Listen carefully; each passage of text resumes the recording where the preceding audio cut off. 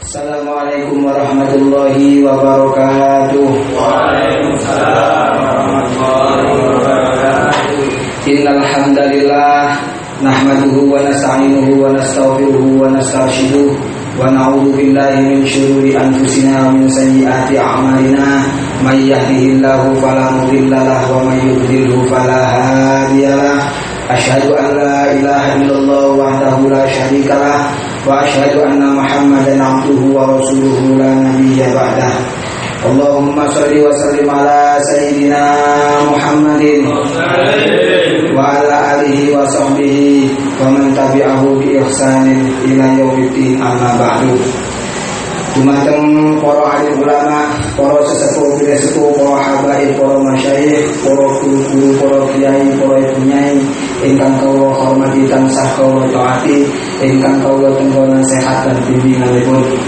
Dumateng sedaya jamaah santri wiji dimanapun berada, khususipun ingkang hadir menika, muga-muga kula kalih panjenengan sedaya dipun paringi kuat imane, dipun paringi rezeki ingkang lancar, ingkang barokah, ingkang halal, diparingi sing sakit diparingi waras, sing ada utang sakit segera sakit nyaur, diparingi sakit ngamalaken ilmu lan husnul khotimah.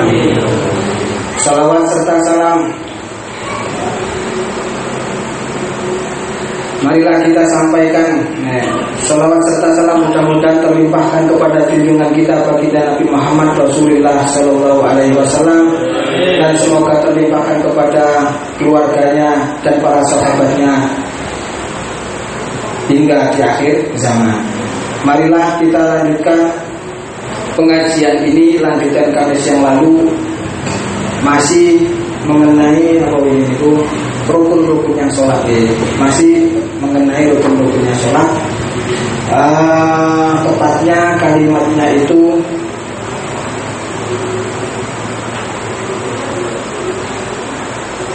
aukanat as-sholatu naflan dzata waqtin. Itu kalimatnya, monggo dipun cari sahifahnya. Bismillahirrahmanirrahim. Qala musannifu rahimahullahu ta'ala wa nafa'ana bihi wa bi ulumihi wa bi asrarihi fid dharain amin ya mujibas sa'ilin. Bismillahirrahmanirrahim.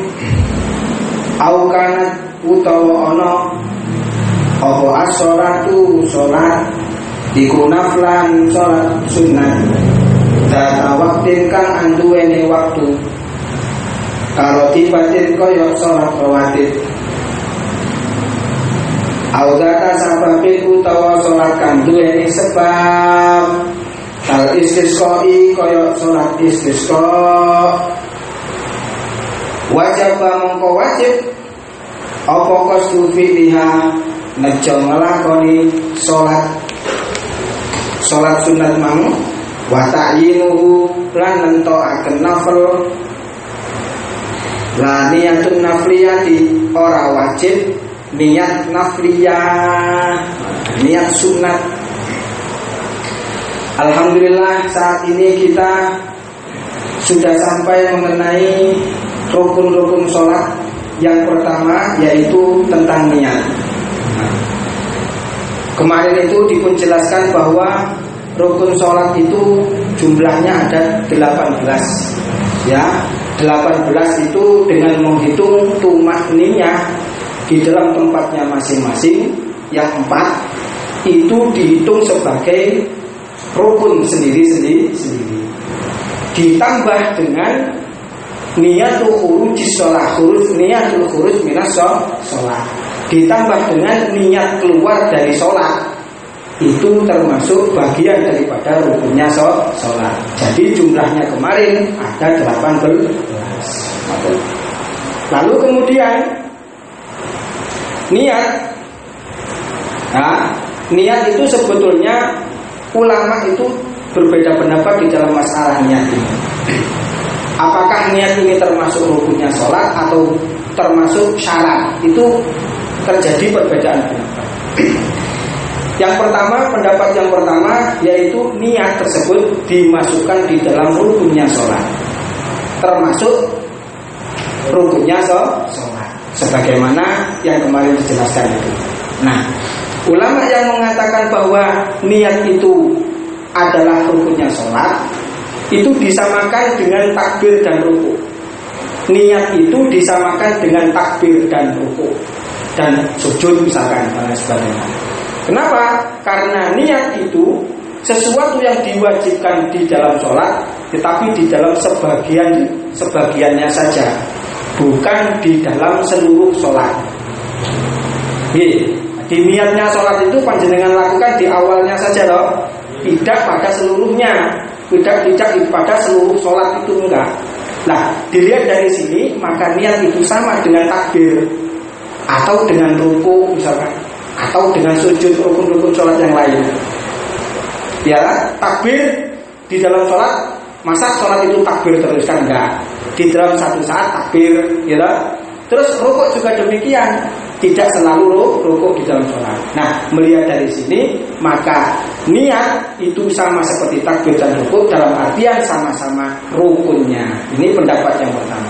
Dan pendapat ini merupakan pendapat yang kuat. Macam gitu. Lalu pendapat yang kedua, niat itu bukan termasuk rukun. Ya, niat itu bukan termasuk rukunnya sholat, tetapi niat itu dimasukkan di dalam syaratnya sholat. Ya, dimasukkan di dalam syaratnya sholat. Kenapa? Ya, karena sholat tersebut ibaratun an qasdi fi'lis sholat, li'annaha ibaratun an qasdi fi'lis sholat, fatakunu kharijas sholat. Karena yang namanya niat itu ungkapan dari menyengaja melakukan sholat. Yang namanya niat sholat itu adalah ungkapan dari kesengajaan melakukan sholat. Maka berarti niat itu sesuatu yang di luar sholat. Sakit diterami? Nah, maka berarti niat itu berada di luar sholat, bukan termasuk rangkaian daripada sholat. Melihat dari sini maka niat itu bukan termasuk rukun tetapi syarat. Karena kemarin kan dijelaskan bahwa syarat itu penentu keabsahan sholat, perkara yang menjadi menentukan keabsahan sholat, tetapi perkara tersebut bukan bagian daripada sholat. Berarti niat di sini, karena niat itu adalah menyengaja melaksanakan sholat, maka niat itu sendiri adalah di luar perkara sholat. Melihat dari sini berarti niat itu bukan termasuk rukun, tapi termasuk syarat. Karena itulah Imam Al-Ghazali mengatakan bahwasannya hiya bisyarti asbahu.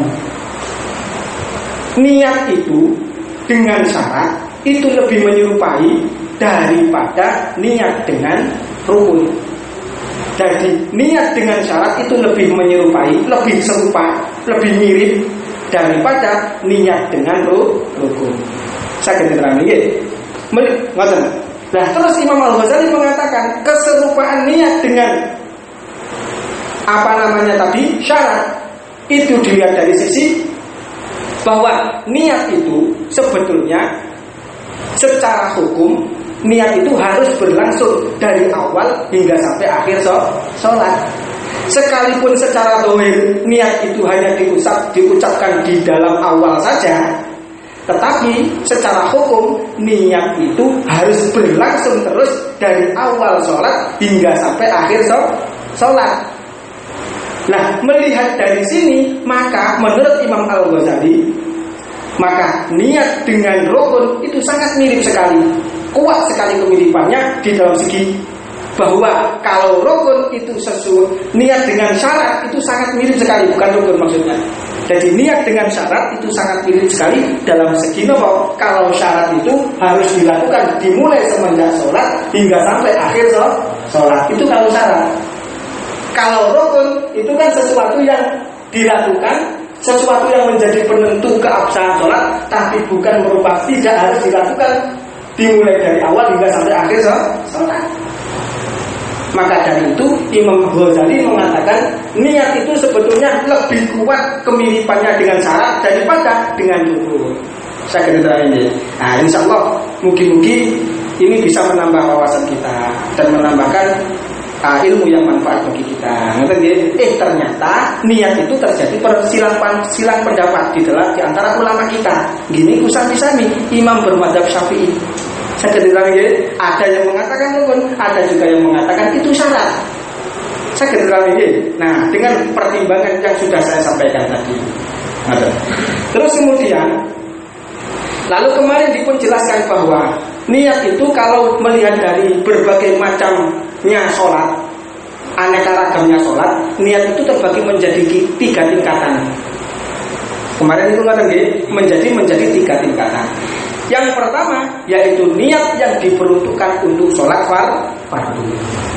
Jadi menjadi 3 tingkatan. Niat yang pertama yaitu niat untuk sholat fardu. Ya, niat sholat fardu, niat sholat fardu. Nah, di dalam niat sholat fardu ini, maka yang diwajibkan di dalam niat adalah 3 perkara. Yang pertama adalah qasdul fi'li. Nah, menyebutkan menyengaja mau melakukan sholat.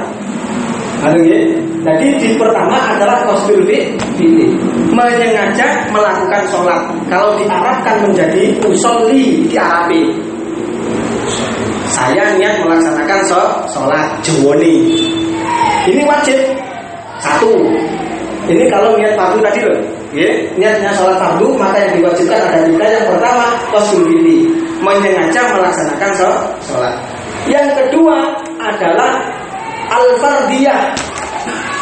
Napa al-fardiyah? Menyebutkan status kefarduan sholat itu.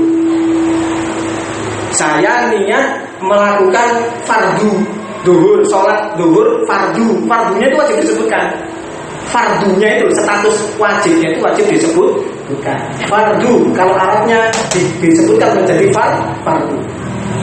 Yang ketiga yang diwajibkan lagi di dalam niatnya sholat fardu adalah ta'yin, at-ta'yin. Menentukan sholatnya sholat apa. Misalkan duhur, asar, maghrib, itu harus disebutkan. Berarti tidak disebutkan dalam satu kalimat, digabung semua menjadi bagaimana? Usolli fardhu dhuhri misalkan. Usolli fardhu asri. Usolli ini qasdul fi'linya, fardiyahnya, dhuhri itu ta'yinnya, menentukannya. Ya. Kalau ini tidak ada maka tidak sah niatnya. Salah satu saja tidak ada maka tidak sah niatnya.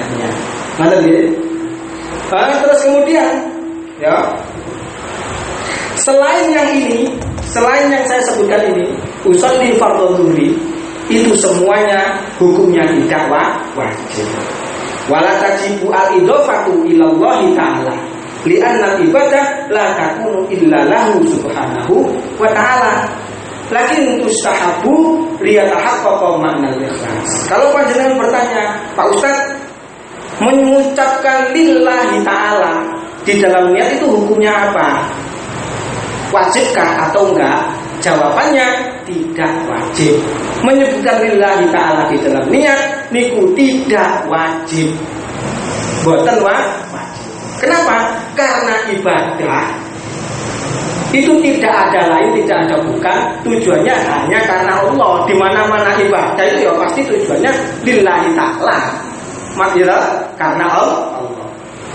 Sekalipun tidak wajib, tetapi menyebutkan lillahi ta'ala itu hukumnya sunnah, disunnahkan.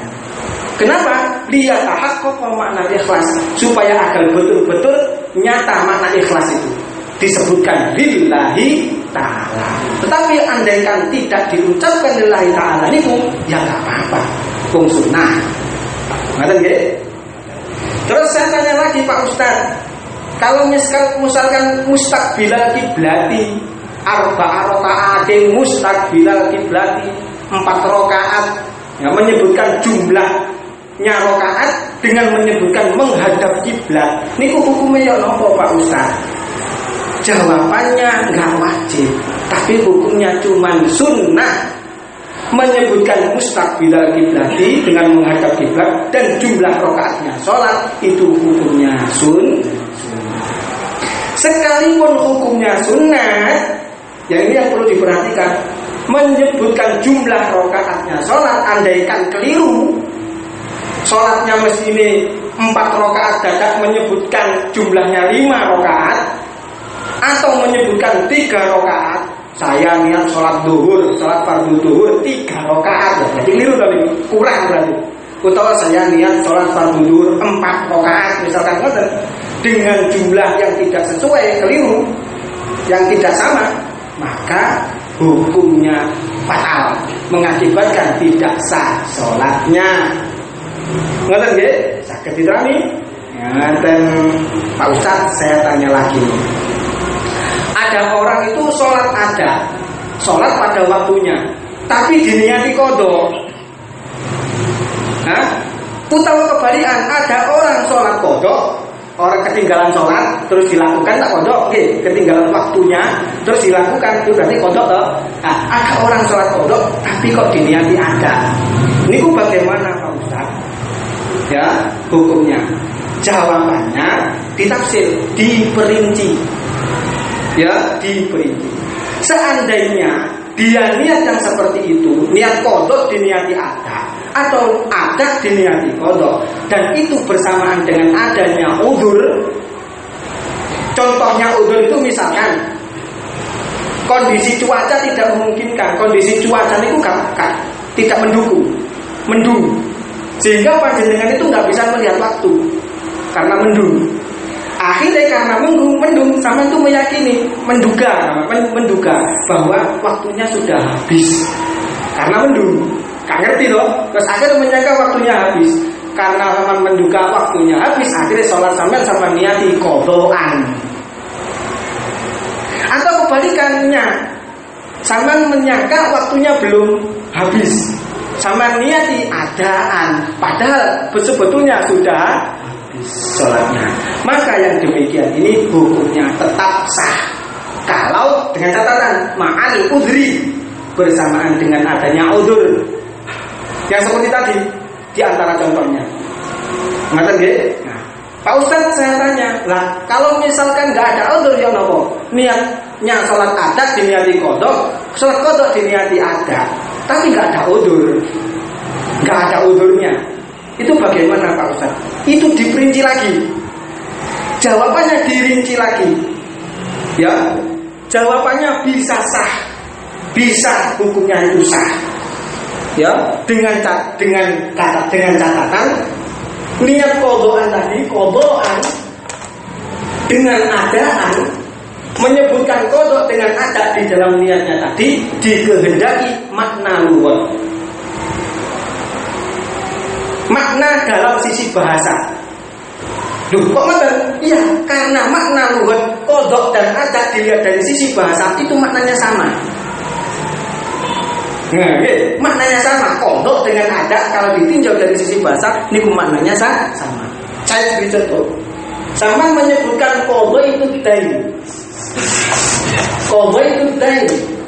Ya. Dengan menyebutkan ada itu dain. Ini diambil dari ada lan qadha lalu.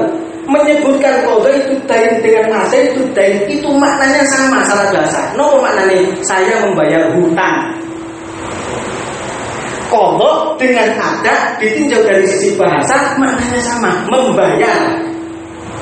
Kalau sisi bahasa, itulah makanya meniatkan qadhaan dengan adaan.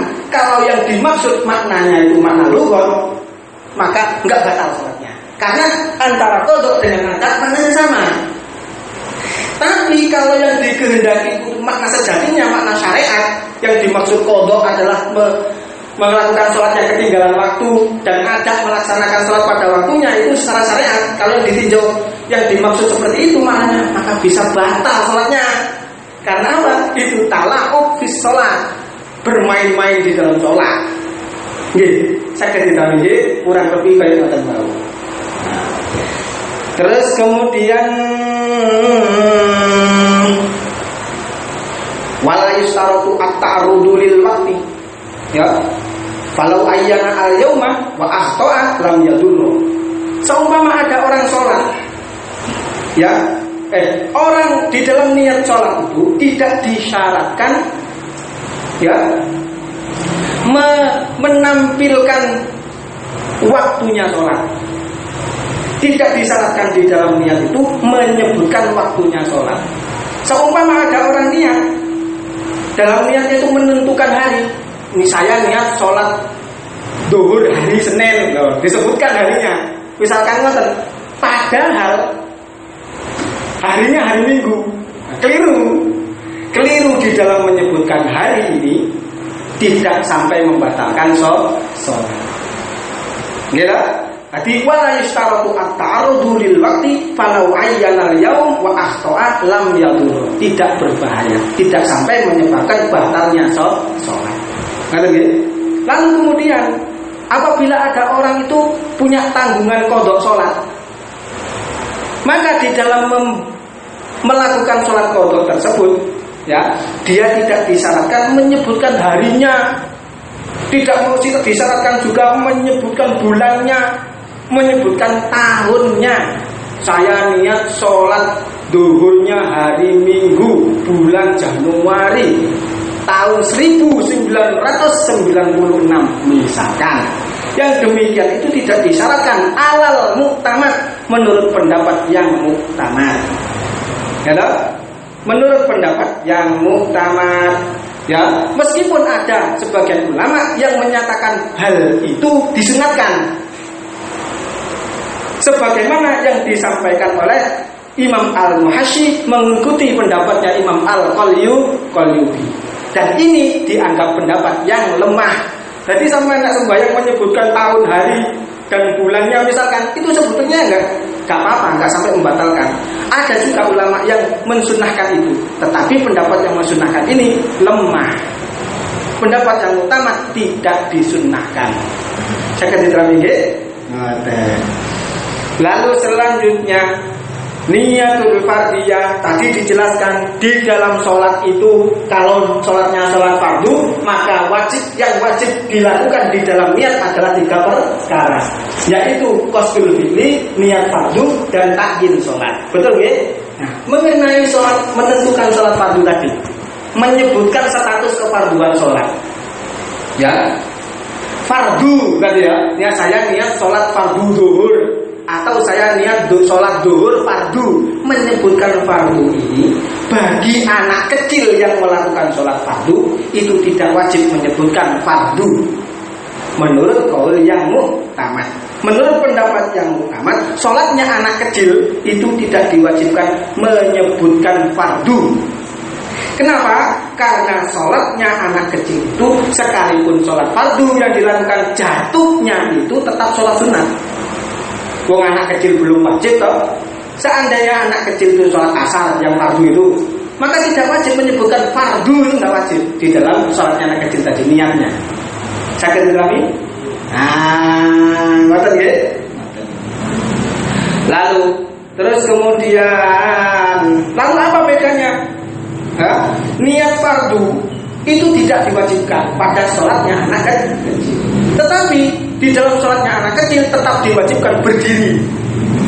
Anak kecil itu kalau sholat tidak wajib menyebutkan fardu dalam niatnya, tetapi anak kecil ketika sholat tetap diwajibkan berdiri di dalam sholatnya. Apa bedanya? Kok niat fardu tidak wajib, kalau berdiri kok tetap wajib di dalam sholatnya anak kecil?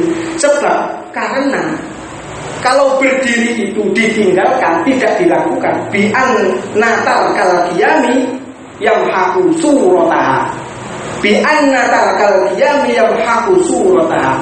Seandainya anak kecil ini tidak melakukan berdiri di dalam sholatnya, maka ini bisa merusak gambaran sholat, bisa merusak bentuknya sholat. Kalau nggak berdiri, bentuknya sholat jadi rusak. Dan itu tidak terjadi wala kadzalika tarku niyatil fardiyah, ketika anak kecil tadi tidak meniatkan fardu. Ngerti nggih? Lalu kemudian saya lanjutkan. Nah, sekarang ini au kanat as-sholatu naflan dzata waqtin karotibatin au dzata sababin kal istisqai wajaba qasdu fi'li wa ta'inu la yakun nafliyah. Tadi sudah dijelaskan bahwa kalau niatnya sholat fardu yang diwajibkan 3. Namun, sekarang tingkatan yang kedua, ini tingkatan yang pertama. Sekarang tingkatan yang niat yang kedua.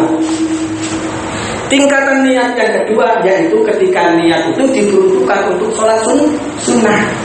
Sholat sunnah yang waktu, yang memiliki waktu, atau sholat sunnah yang memiliki sebab-sebab. Sholat sunnah yang memiliki waktu contohnya sholat rawatib. Sholat yang memiliki sebab contohnya seperti sholat istisqa, sholat yang meminta hujan. Nah, kalau sholatnya seperti ini, sholat sunat yang memiliki waktu atau sholat-sholat yang memiliki sebab seperti sholat istisqa tadi, maka di dalam niatnya itu yang diwajibkan 2 perkara. Di dalam niatnya itu yang diwajibkan adalah 2 perkara. Gini pun apa? Pertama, qasdul fi'li. Kalimatnya usolli. Ini yang diwajibkan pertama di dalam sholat sunat yang memiliki sebab atau sholat yang memiliki waktu. Sholat sunat yang memiliki waktu. Terus yang kedua yang diwajibkan adalah at-ta'yin. Menentukan sholatnya apa? Ya, harus disebutkan. Termasuk di dalam golongan ta'yin adalah menyebutkan qobliyah ba'diyah. Menyebutkan qobliyah ba'diyah di dalam sholat-sholat yang memiliki qobliyah ba'diyah itu juga termasuk wajib di dalamnya. Sholat isya memiliki qobliyah ba'diyah, maka di dalam niat qobliyah ba'diyahnya harus disebutkan ini qobliyah ba'diyah. Ya, bagian daripada ta'yin menentukan sholat. Karena qobliyah ba'diyah ini bagian daripada ta'yin. Tapi kalau sholat itu tidak memiliki qobliyah ba'diyah, maka tidak wajib menyebutkan qobliyah itu. Contoh sholat subuh hanya memiliki qobliyah tok, tapi tidak memiliki ba'diyah. Ya kan? Sholat asar memiliki qobliyah tok, tidak memiliki ba'diyah, maka tidak wajib menyebutkan ini qobliyah ba'diyah itu. Saya katakan ini. Dan terus kemudian aman nafsul mutlak wa huwa allazi lam yuqayyad biwaqtin wala sababin fayakfi fihi qasdul fi'li faqat. Ini adalah tadi yang saya sampaikan ini adalah derajatnya niat yang kedua. Gini ku niatnya sholat sunnah yang memiliki sebab atau memiliki waktu. Ngerti nggih? Apa mau? Yang diwajibkan tadi 2 ya. Gini ku qasdul fi'li usolli marino ta'yin. Usolli napa arane qobliyatul isya. Yang tidak wajib itu menyebutkan sunnah. Jadi la niyatun nafliyah. Di dalam niatnya sholat sunat itu tidak wajib menyebutkan sunnah, ini tidak wajib. Saya niat sholat isya, itu sudah jadi qobliyah isya. Saya niat sholat ba'diyah isya, itu sah, sudah sah.